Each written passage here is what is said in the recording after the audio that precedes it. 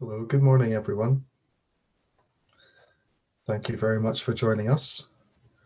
Welcome and a warm welcome to a series of unique winter seminars and workshops exploring creativity in the arts and dementia research. The seminars are presented by the University of West of Scotland, School of Health and Life Sciences, Division of Mental Health and Integrated Practice, and Alzheimer's Scotland Centre for Policy and Practice, in collaboration with Alzheimer's Scotland and the Guildhall School of Music and Drama. My name is Dr. Hamish Fulford, and I'm a lecturer within the Division of Mental Health and Integrated Practice here at UWS. And I'm here today to introduce the first seminar as one of the lecturing team that supported the doctoral students in their organisation and planning of this seminar series. Today's the first of 3 exciting seminars and workshops held over the winter months, November and December and January of next year. Each event will feature a late morning seminar beginning at 11 about the different ways in which arts and creative approaches are being used in research with people with dementia, followed by an interactive, friendly workshop. The workshop will explore the theme of the seminar. All that is required is your unique presence and way of looking at the world. You can partake as much or as little as you like, depending on how you feel on the day. This morning's seminar is being delivered by Angela Gregory. Angela used to be a freelance artist working in the community, running art and sculpture workshops and exhibiting her own work. She later trained to become an occupational therapist, where she worked with people living with dementia to increase their quality of life through meaningful activity. Angela is currently part of Alzheimer's Scotland Centre for Policy and Practice, where she's been awarded a studentship to research meaning in activity and interactions with people living with an advanced dementia. Her studentship is funded by Erskine Care and Alzheimer's Scotland, and she's just started her 2nd year of her 3-year study. Angela uses a range of creative methods to help her process and understand her learning and develop ideas for research. In this morning's seminar, Angela will draw on the work of the author Robert Stake, who described the aim and perspective of any research project as the thing. Angela will use this metaphor as a vehicle to explain how she's using her creativity to plan the research, form ideas, and carry out her study. The session is interactive via the chat box, where you can pose questions or comments, and the use of Padlet, which Angela will speak more about shortly.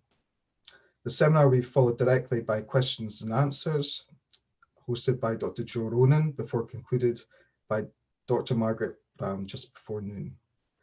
This morning's seminar will be recorded, and the workshop this afternoon will not be. After the seminar and lunchtime break, you're invited to return again at 1 p.m. for the workshop, offering the opportunity to explore and create your own thing in response to the seminar using items you have readily available around your home. I don't want to say too much more, as you'll hear all about it this morning in Angela's seminar and workshop today. I do, however, very much hope you enjoyed today's sessions. I would love to see you back in December and January. I'd now like to introduce you to Angela. Angela. Thank you, Hamish, and thank you everybody for coming. It's great to see everybody here. So I'm going to start my share screen and then I will begin.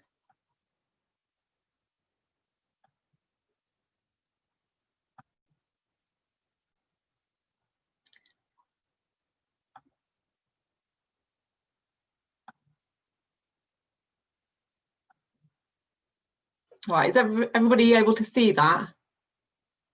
Yep, great. And can you all hear me okay? Okay, fab, thank you. Okay, so let me just move this bar out of the way. There we go. So welcome to The Thing. So this is the first seminar in a seminar series exploring creativity in research with people living with a dementia.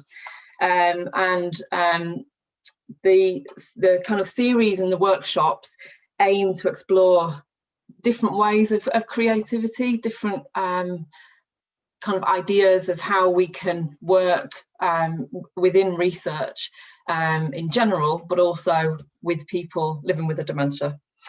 So the purpose of this seminar is for me to kind of share my way of working and to share how I'm going about my research, and I'm drawing back on my career as kind of a freelance artist and also occupational therapist and a singer, and I'm using different methods which I'll talk about today. Okay, so as Hamish said, the seminar is interactive, but there's no pressure. You don't have to join in if you don't want to. It's going to be interactive in two different ways. So you can put questions in the chat box. And there's also, I don't know if anyone's heard of Padlet. I've only heard of it quite recently. It's like an online canvas, really, where you can go in and you can put ideas and you can put images, or you could record into it. And the idea of the Padlet is for you to respond to kind of to what I'm saying. There's no right or wrong, and it's anonymous, so I won't know who's put what. But we will use it probably in the workshop later, just for some kind of ideas.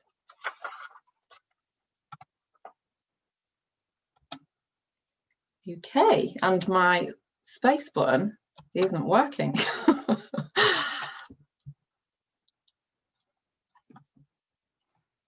Bear with me, right, I'm going to do it manually. There we go. Okay, so that's the Padlet.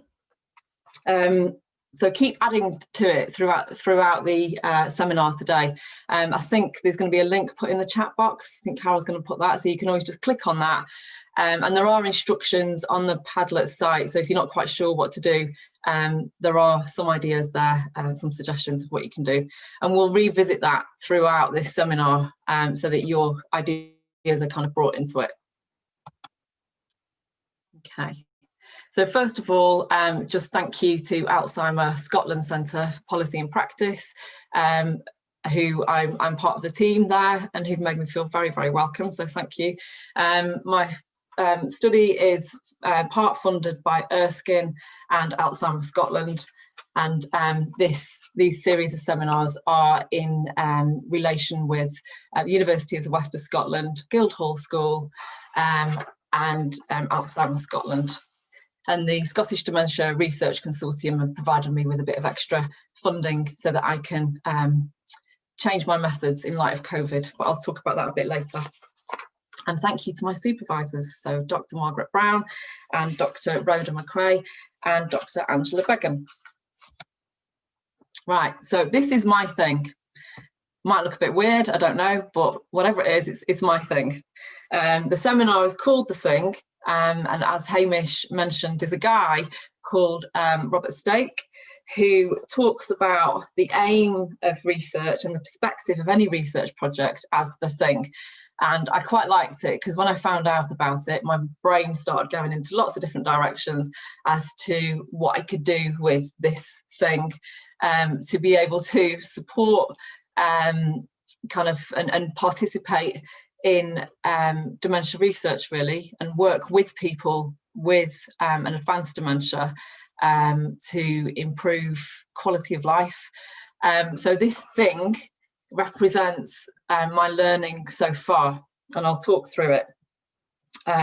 So it inspired me because instantly it kind of sparked the creative side of me, and I have this need to, when I'm learning something, for some reason it doesn't all stay in here, I have to create something with my hands, as Margaret would call it, the haptic, so using your hands to kind of explore, and it's a different kind of way of learning, and that really works for me. So yeah, I'll use this throughout to kind of explain what I'm doing and why. Okay, so my main aim of the research is to explore how kind of meaning in activities and interactions can be understood with people living with an advanced dementia, their families and staff in a care home environment, which is a little bit tricky at the moment with COVID, but we'll talk about that. Using creative methods in order to work together. It's all about kind of the meaning. We talk a lot about meaningful activities, but what do we mean by that? What is the meaning in the activities and the interactions? And that's kind of where what I'm kind of interested in, particularly interested in working with people living with advanced dementia, because as an occupational therapist, I have seen many times, although obviously care homes, carers and families do their utmost to support a person living with advanced dementia, often the research is showing us that their needs are not met, and they can spend, I think there's quite a few research publications that have said that someone with an advanced dementia can spend up to like 70% of their day doing nothing. So it's really important to me that we work with people living with an advanced dementia. And what do we mean by advanced dementia? Dementia is usually kind of split into mild, moderate, advanced, and then end of life, although there are kind of nuances in between that, but we'll just keep it as that for today. And people living in the advanced stages are often mistaken for being at the end of their life, whereas actually they could be living for another 10 years. And that is a long time to be living in a space where 70% of your day you're not engaged in any way. And people with advanced dementia may have difficulties with conversation. They may need a co-worker to assist with daily tasks such as washing and dressing, cleaning teeth, toileting, and they may find walking around more and more difficult. So they may spend more time in bed or more time sitting. Some people will spend the majority of their time in bed. So it depends on the person. Okay, so my research question is, how can meaning be understood in activities and interactions with people living with an advanced dementia using creative and participatory approaches? So why am I doing this? I've already touched upon it a little bit, but the main thing is that doing things, and I think we've probably all experienced this with COVID, but doing things that we enjoy is kind of vital to our mental health and our physical health, and just us as a whole being. Without it, people can become really maybe depressed, and they move around less, and you know that they might become more tired and less satisfied with life, and it has a really big impact upon you and your kind of motivation to do things if you're not doing things that you like to do or need to do. I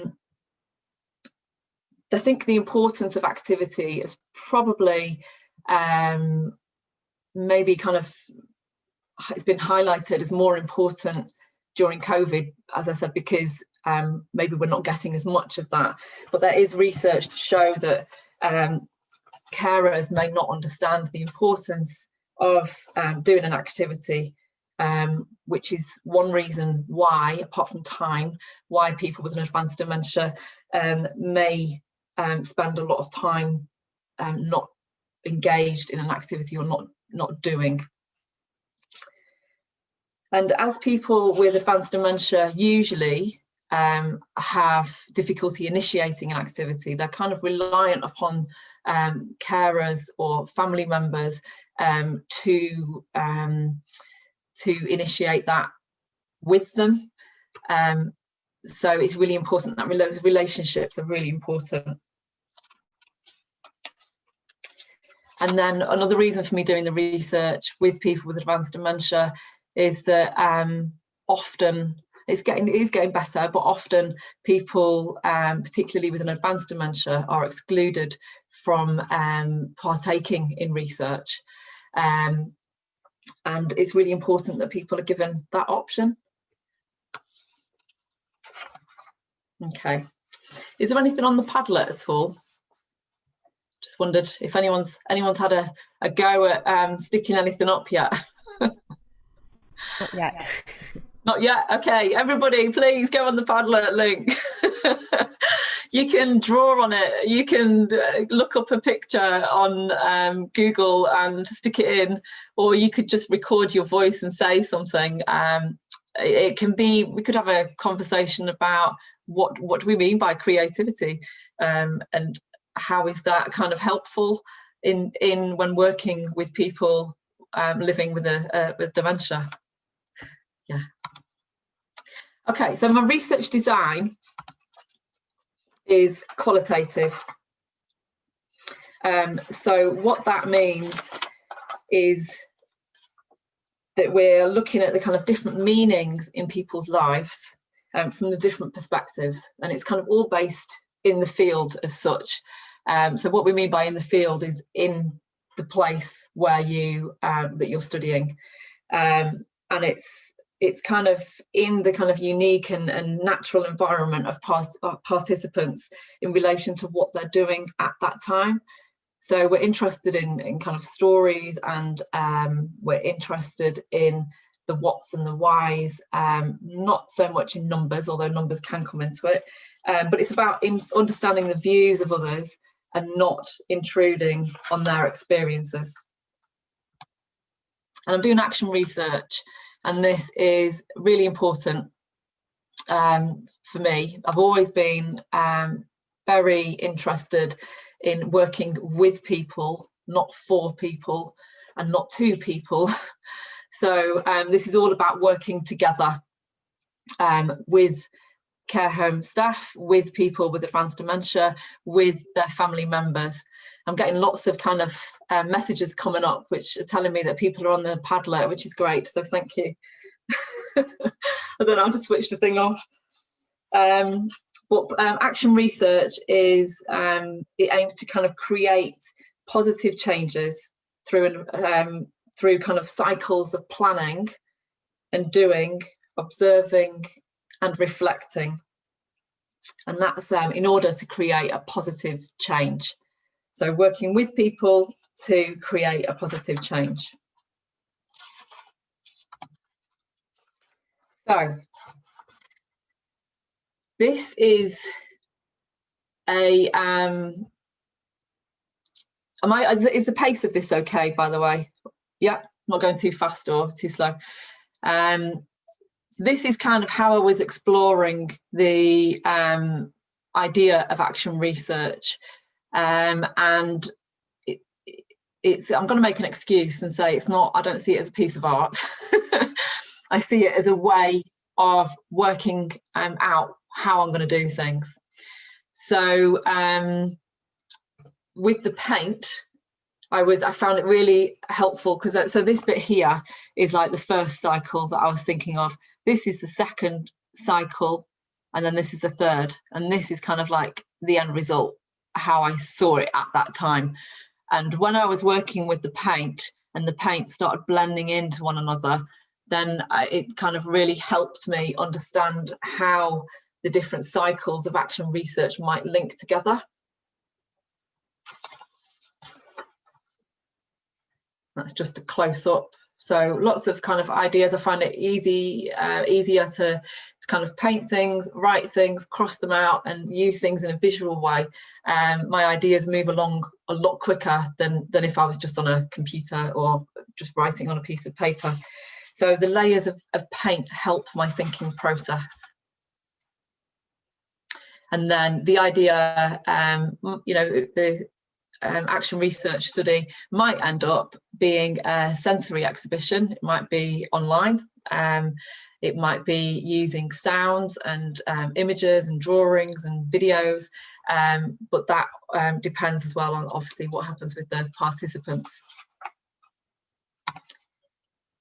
And it all depends on COVID as well and how that all pans out. Right at the beginning, when the COVID, when the pandemic started happening, I reluctantly made a little COVID virus, but I made it out of polystyrene and cloves, because I wanted it to smell nice. I know it doesn't at the moment, but I wanted it to kind of smell nice and accept it as part of my research. And also I wanted to acknowledge the kind of sensory side. Can everyone hear this dinging that's going on with, no? Okay, I keep getting a ding whenever I get a Padlet thing, and I was worried that everyone else was hearing it. That's good. So yeah, so that is my, sorry, just unplugged. That is part of my research now. And I'm going to be adapting my methods. I'm going to be probably buying some pieces of technology to help collect data with participants.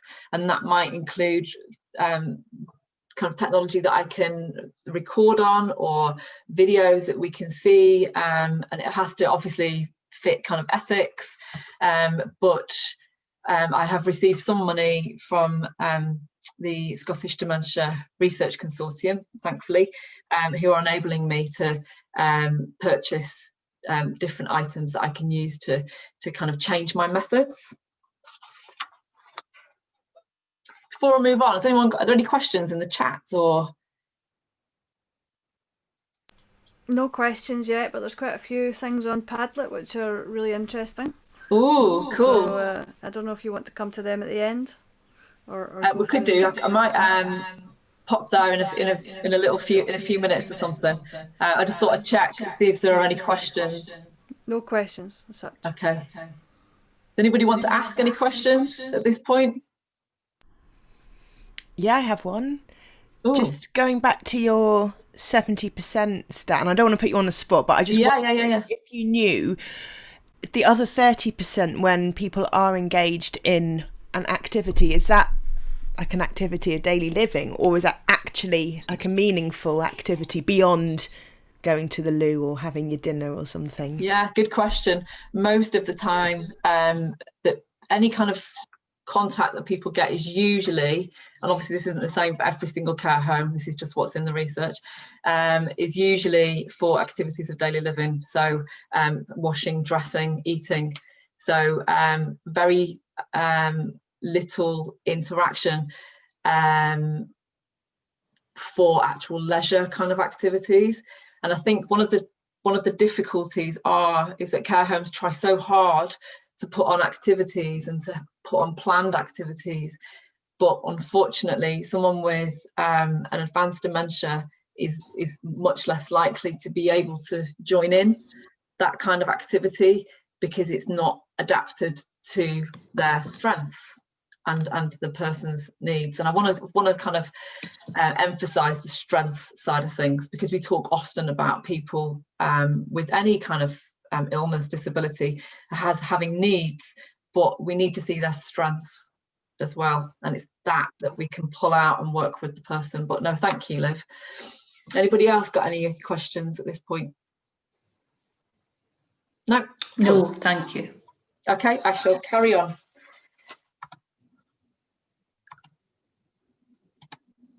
Okay, so I won't talk too much about this bit, because we'll get on to the more creative things as well back again.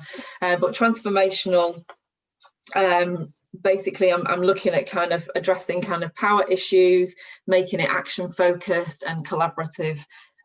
So that all kind of fits in with the action research and the qualitative research. And it's going to be creative.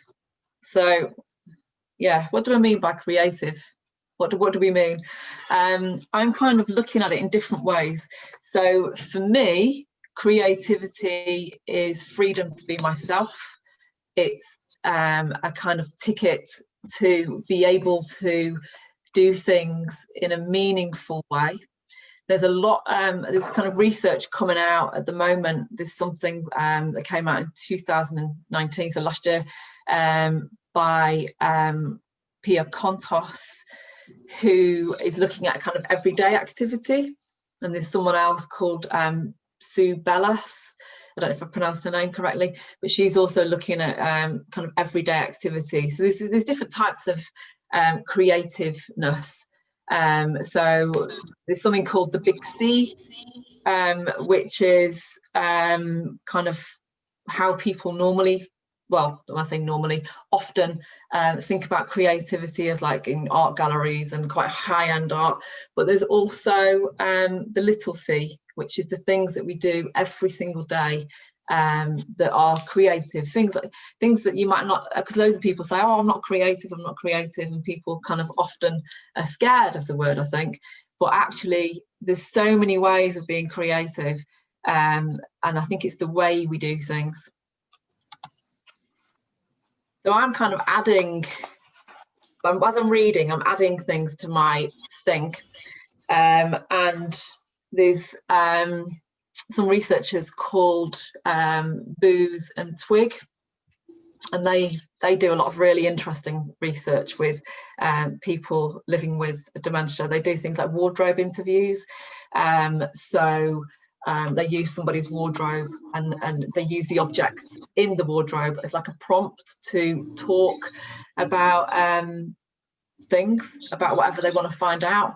So they're using the person's natural kind of environment and natural belongings to initiate a conversation or an interaction.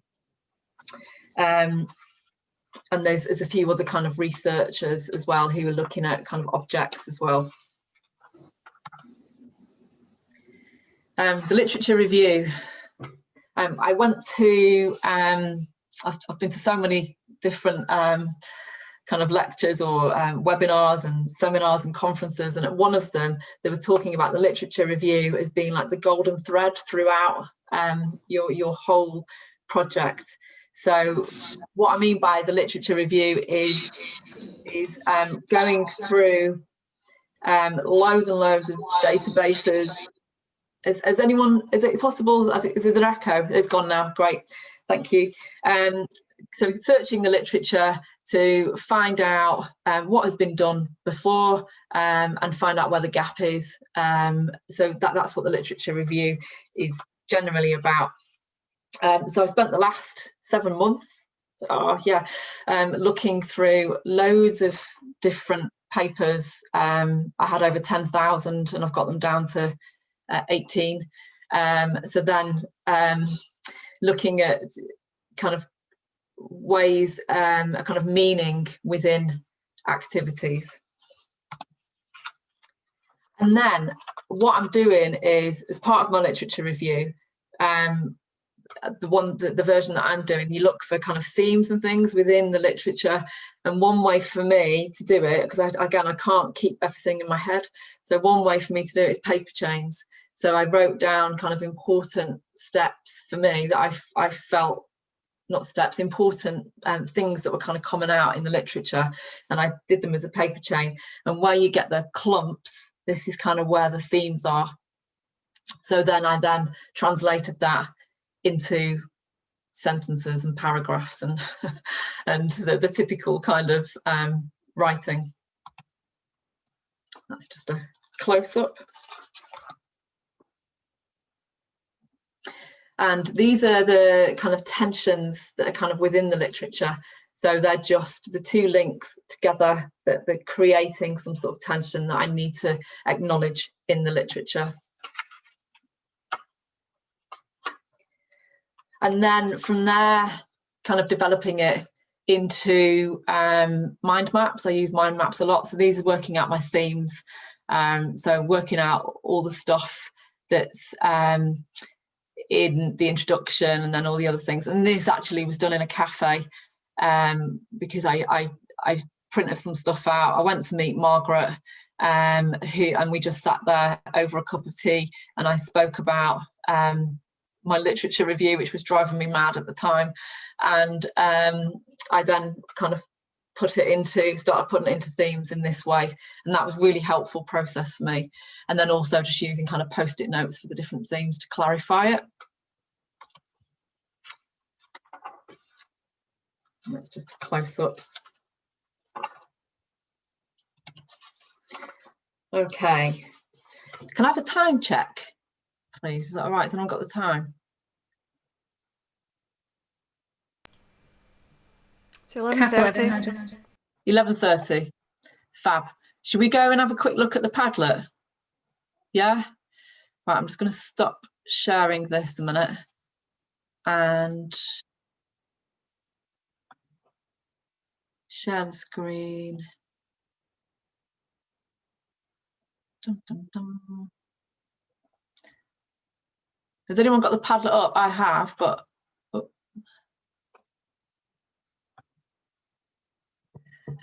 Here we go.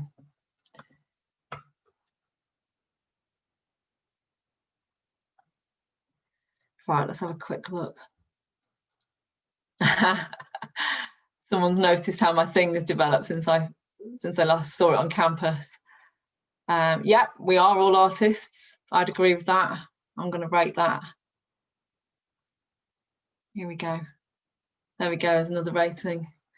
Creative activities can act as a communication channel between people living with dementia and their loved ones. That's really interesting. Yeah, that is really interesting. And I'd like to know kind of more about that and where that idea has come from, because it's a really interesting point. And there's been lots of people as well that have come up with all sorts of interesting ways of kind of problem solving. Margaret told me about this one lady who she was supporting her mother, and her mother didn't want to get into the shower because it can be quite scary if you don't really know what it is, and there's all this kind of water coming down. So she got into a swimming costume herself and got into the shower with her mum. So there's lots and lots of different kind of ways, and I think it's to do with flexibility as well, maybe. Erasure feels like an important and relevant processing method in your practice. So erasure. So do you mean by that, sorry, I've got the band erasure coming up in my head. Do you mean by that, like taking bits out, like editing? I'm not quite sure. If you could clarify in there, that would be really helpful. Creativity doesn't necessarily mean art. Absolutely, I'd agree with that. Wardrobe, cool. I like that little drawing. That's great. All art is quite useless. Yeah, it depends on who you are, I guess, and what you believe in. Yeah, what does it all mean? I don't know if you mean what does my research all mean, or generally in life, what does it all mean? I don't know. But hopefully we'll kind of go into some bits a bit more. Right, I'm going to stop showing that and go back to the PowerPoint. Yay. It's doing that thing again where it won't move. Okay. So the links and the networks that I've made are really important. So I've made lots of contacts with people living with the dementia, their family members, paid carers, academics, researchers. I've met some of my favourite researchers online lately, and that's been really exciting. And I'm really interested in researchers that do things differently. And I've met other creatives and other PhD students, and I've been part of the journal club, and a few of them are here today, so thank you. That's been really helpful. But the networks are a really important part of my research, and I think you bounce ideas off other people, and just having different brains is really helpful. So how am I going to do this? So practically, how am I going to work with people living with an advanced dementia in care homes? So there's the idea, and this is kind of changing as well at the moment, so it's not static, and I think that's really important to say, really, because I don't think any research is static, particularly static, but especially at the moment with the pandemic, with everything changing all the time, I'm having to change with it. So a person living with advanced dementia, I might be using kind of objects and materials as kind of we spoke about earlier, and I'll also be doing some case studies.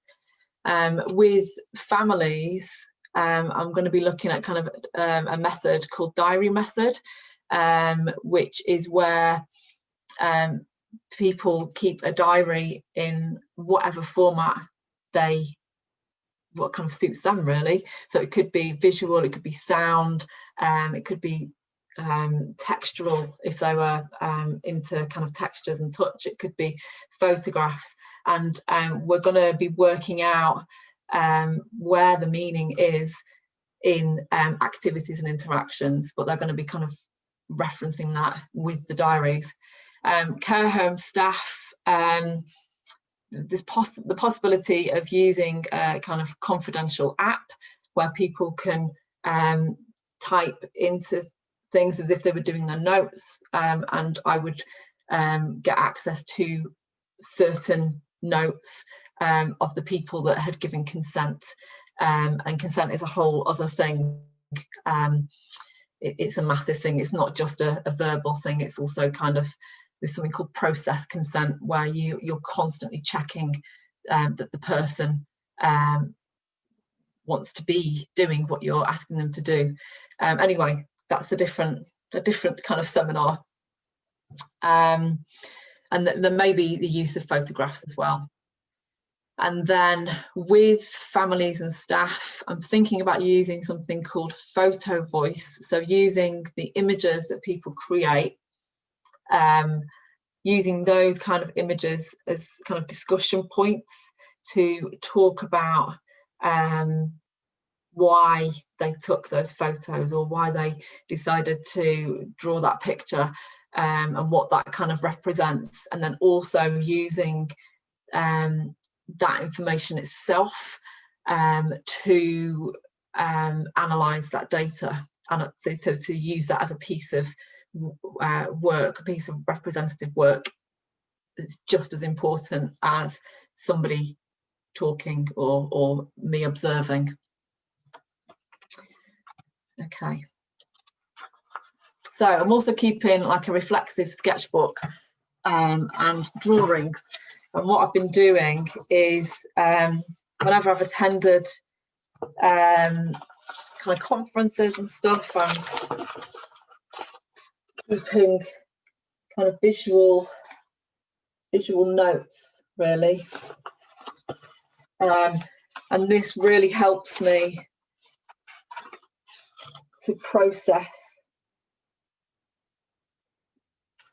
It helps me to kind of process the information that I'm learning about, which is a really important part, because it helps me to reflect on, it helps me to kind of process what I'm learning, but then also reflect on the information that's kind of coming up, and it helps me remember as well. And I'll be doing that throughout. That'll be part of my research, and I may even use it as kind of form of data.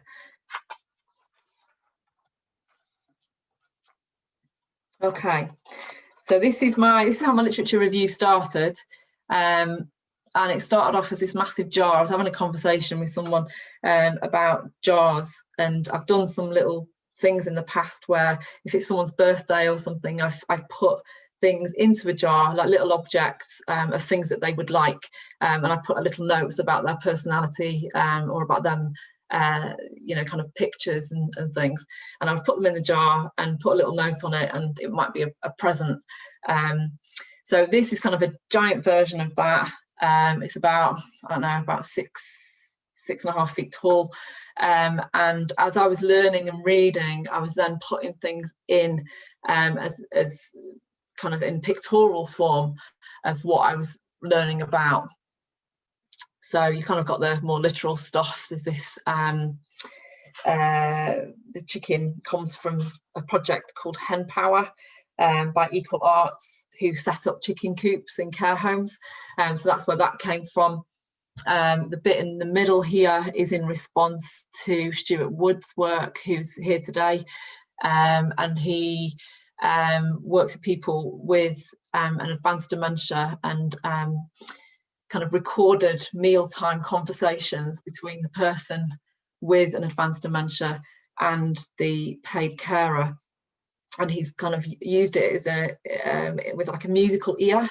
So he's kind of put them into scores, so you're getting kind of layers of sound and voice.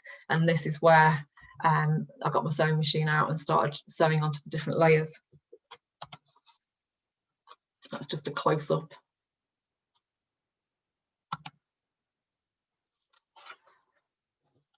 So you can see at the side here, these kind of words of when I'm reading something and I'm interested in certain words like body-based language and haptic. And I mean, what does that mean? There's something that rings a kind of bell with me there that means something to me.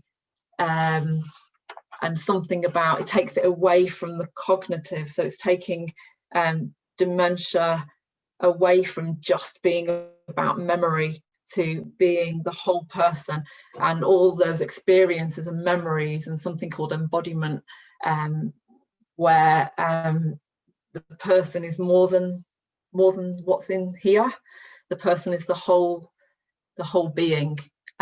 So we need to think broader when we're working with someone or loving someone or being with someone with a dementia. We need to think past the cognitive, the thought, past the memory, and see that person as a whole being. And I quite like the idea of liminality. I need to read a bit more about that, but it's kind of where a person with a dementia might feel like they're in between, a space in between the person that they were and the person that they might be, but also kind of a space of like uncertainty, and it can be related to stigma as well.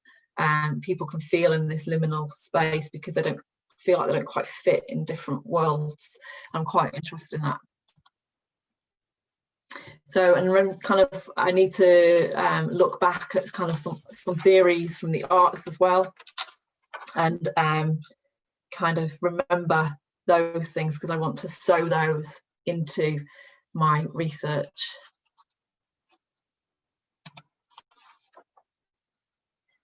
So at the end, I'd imagine that if the pandemic is enabling us to go out and go to art galleries again, I'd imagine having my work there, but also the work that everybody has contributed to the project there as well, in whatever form, whether it's, as I said, whether it's sound or whether it's texture, or yeah. Okay, so to summarise, I think, and also there's research to show that creative ways of working can use the strengths of people living with a dementia,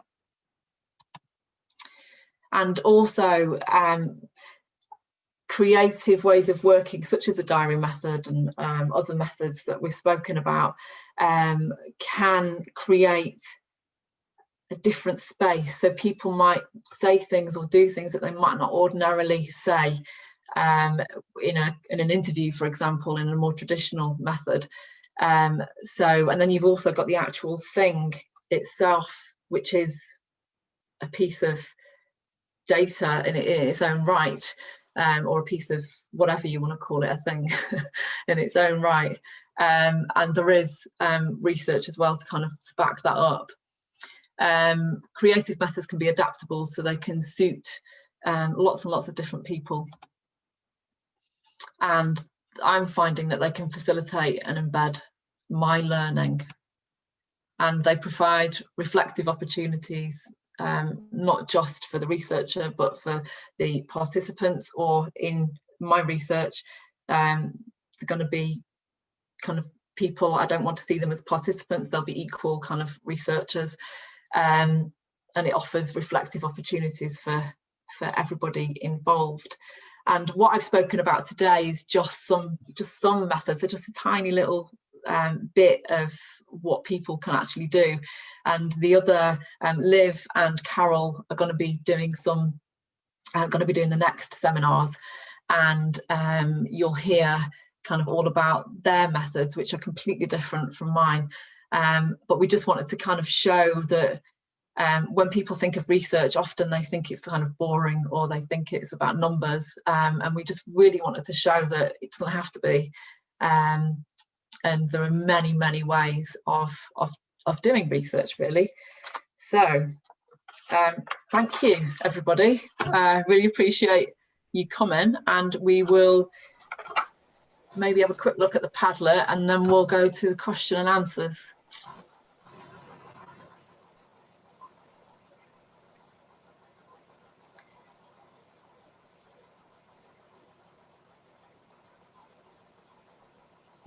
Sorry, I keep getting the things popping up and I can't click on the thing that I need to. Now let me move it there. Whoa, fantastic.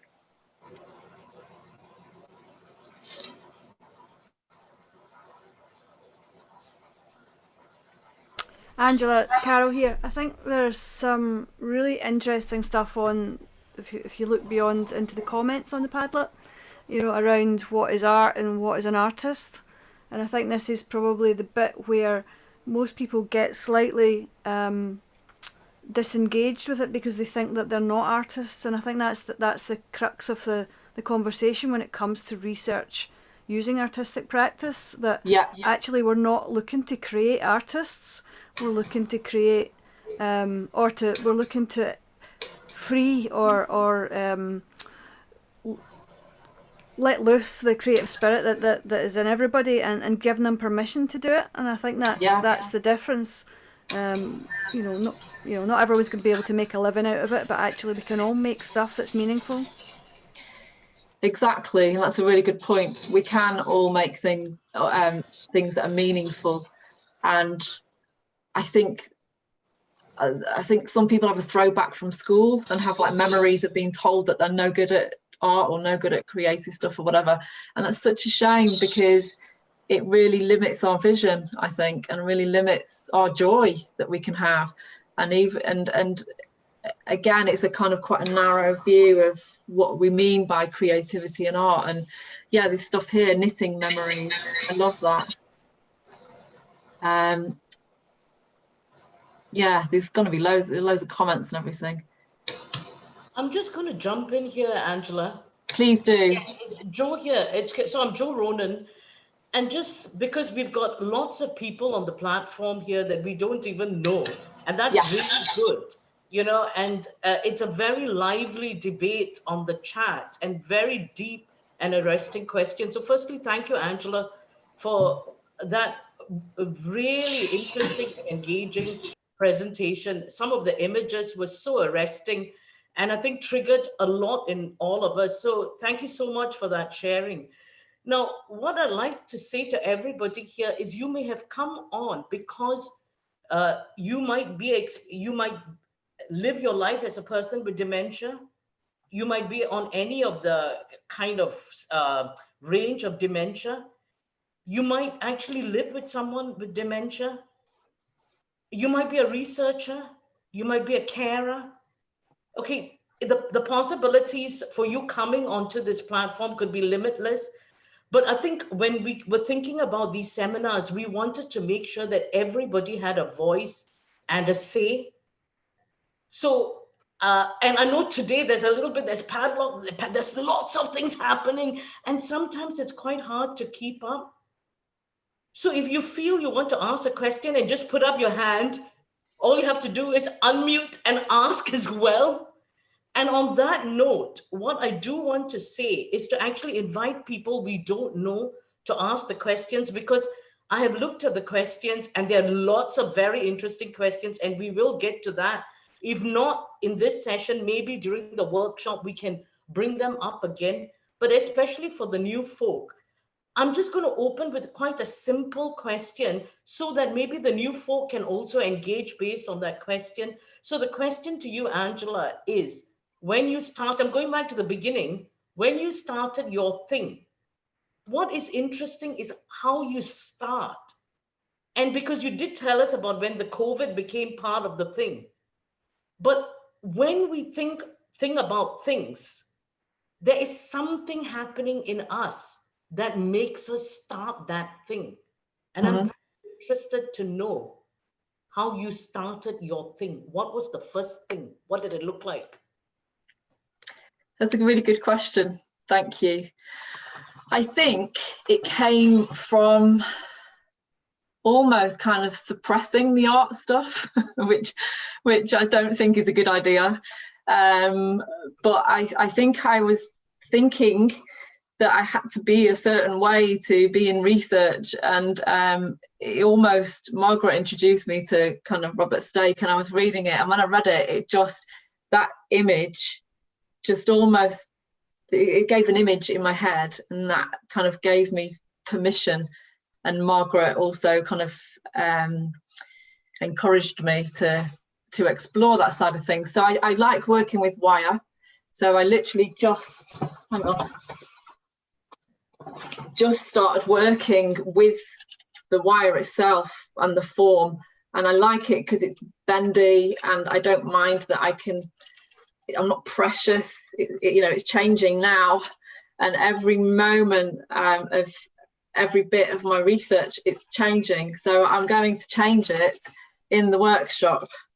So it's, for me, it was about, again, it's going back to that haptic stuff, going back to the hands and having that, this something, I love textures, I love moving things. I'm not very good with hard materials like wood and hard metals and hard plastics, but I like things that I can move and that you can, yeah. Sorry. Thank you very much for that, Angela, because you hit on a really important point about, and it's not that it's a bad thing, because what you've just shared is the starting point was some kind of repression you felt, and the kind of materials you use help you engage with that. Yeah. So, you know, for anybody else in the platform, is there anything you're thinking about that you'd like to share, or a question you'd like to ask? Have a think about it. Yes. Okay. So there's a Naira Finley. If you just unmute yourself, you can ask the question, please. Hi, I'm Nairi. I'm an archaeologist, and I'm looking at the sort of archaeologies of dementia and material culture practice with a sort of case study on someone who was collecting. I was really engaged by your presentation, Angela. The smell of COVID, the clove smell of COVID, I think that's going to be a meme in our house at Christmas. I think, and taking that forward.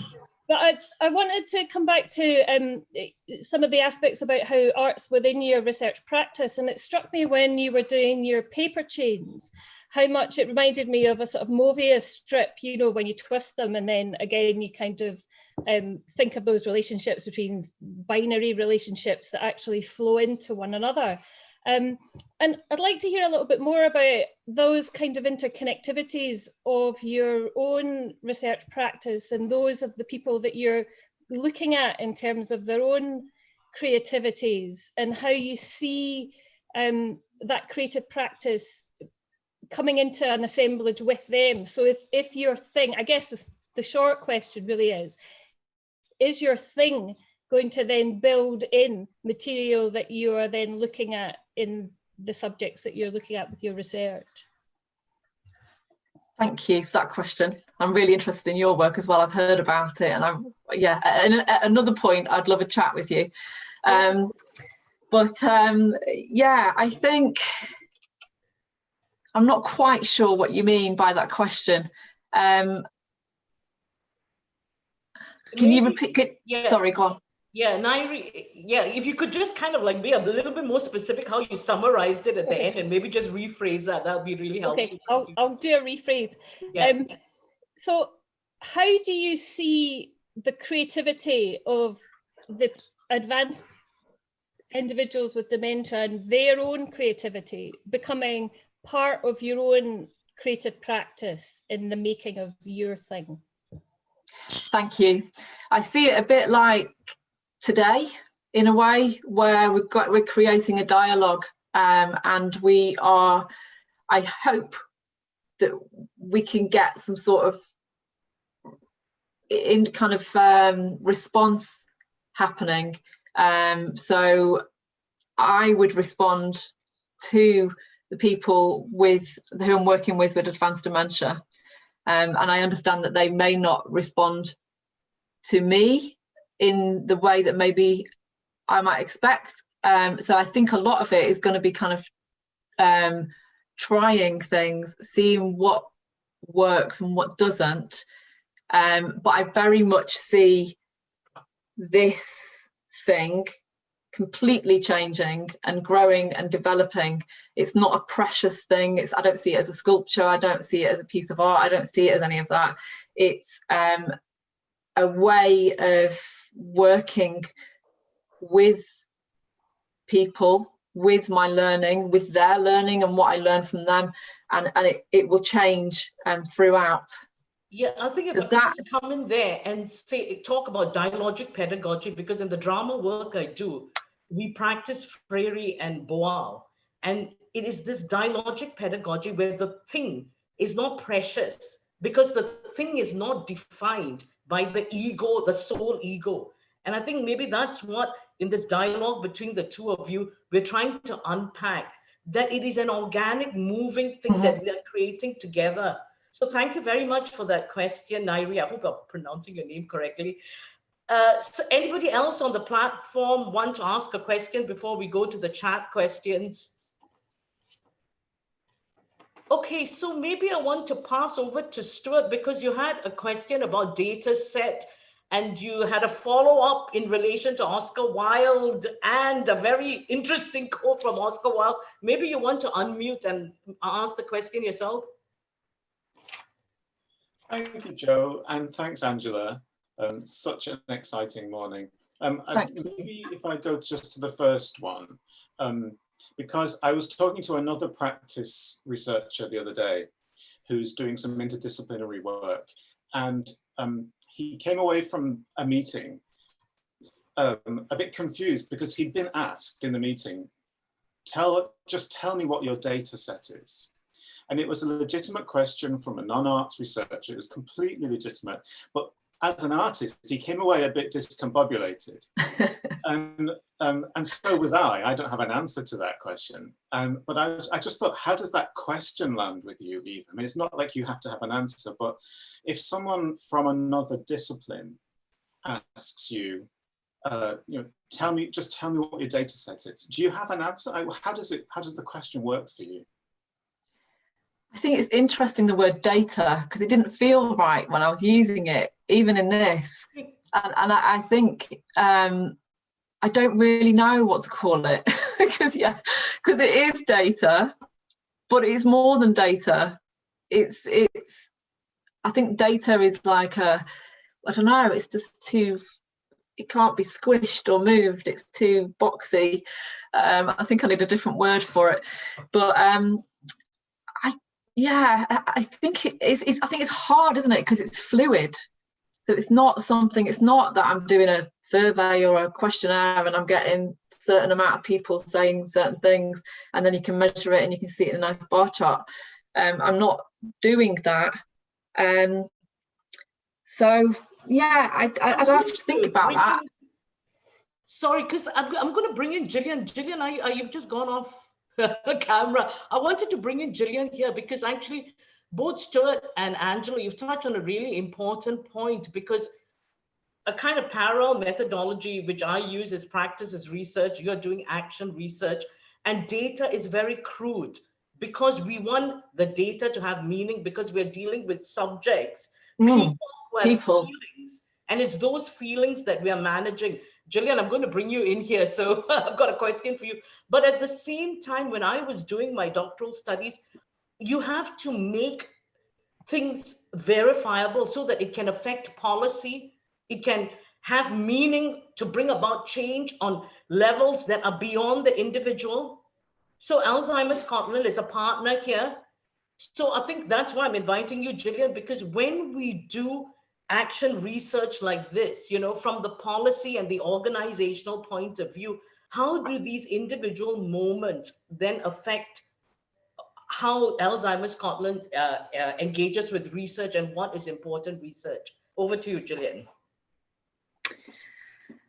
So yeah, I think that's a really interesting point. I think from Alzheimer's Scotland's perspective, I think it's something that we recognise. You know, we use creativity a lot, and the way we sort of interact and provide therapeutic activity for people, we see the value in it. But it's probably something I would say that's under-evaluated in research, actually, and probably because it's quite hard to do that.